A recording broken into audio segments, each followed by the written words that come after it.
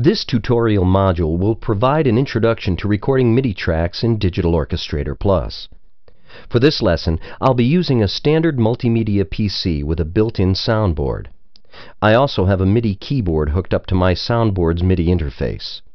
Before I begin recording, there are a number of settings that need to be set up. First, I'll select a track for recording by clicking in the R column. This enables the track for recording. Since any track in Digital Orchestrator can record digital, audio, or MIDI, I'll need to set the track type to MIDI. This is done by simply clicking in the Type field until the MIDI icon is displayed. Now I need to select a port. This is the computer's hardware device that the track will play through. For example, this could be the soundboard's synthesizer driver, a MIDI interface driver, or the Windows MIDI mapper, which usually is configured to the soundboard's synthesizer.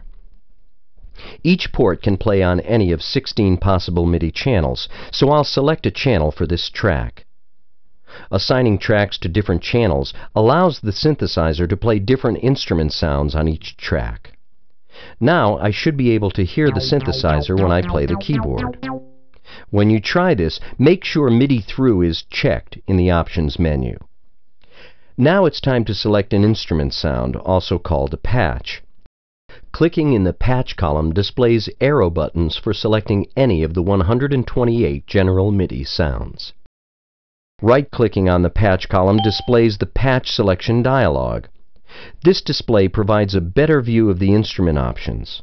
Notice that I can audition sounds by playing the keyboard as I click on different patches. Now that I've set up the track and chosen an instrument, I'm ready to begin recording. I'll click on the Record button in the transport. The metronome will count in 4 beats, and I'll begin playing.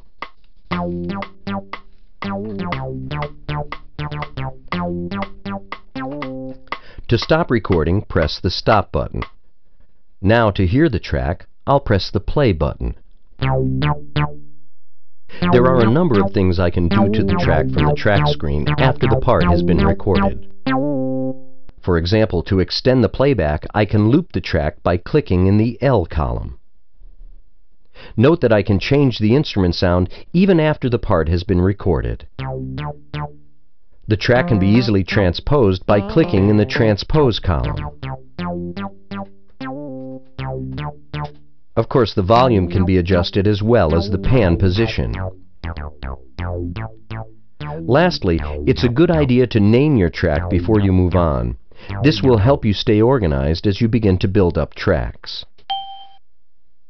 Now it's time to record a second track. This time I'll record a drum part.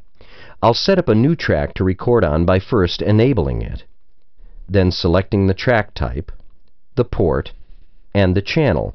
Only this time I will make sure I set the channel to 10. Most soundboard synthesizers assign their drum sounds to either channel 10 or 16. Now when I play my keyboard, each note will play a different drum sound. Now I'll press record, wait for the count-in, and play a drum beat from the keyboard.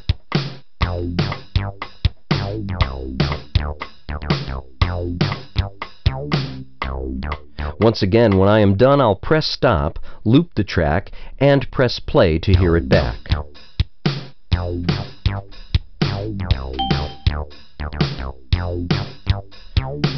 Now I'll move on to record a third track, a percussion part.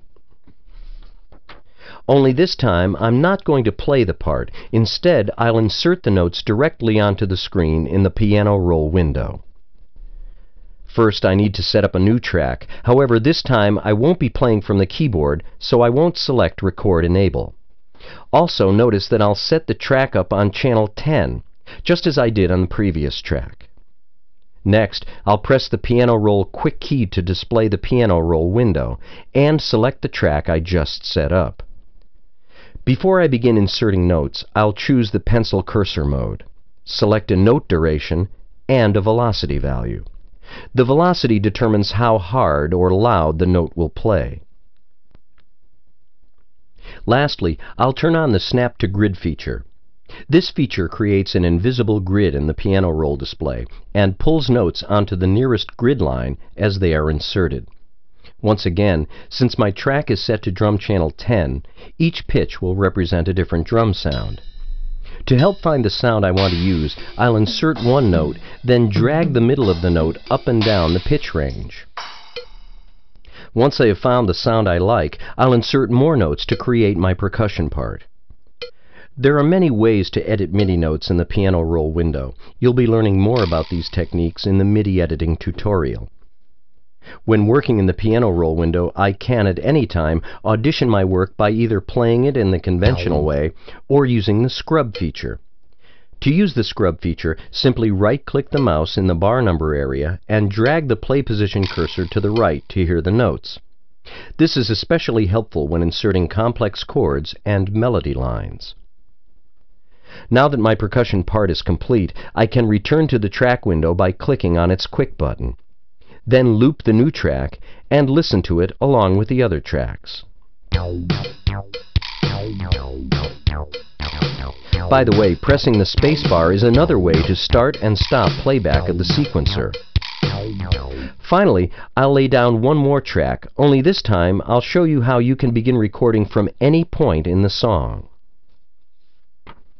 By right-clicking in the bar number area, I can set the song cursor to the 5th bar. When I click the record button, the lead-in will play the 4th bar and recording will begin on the 5th bar. It's that simple.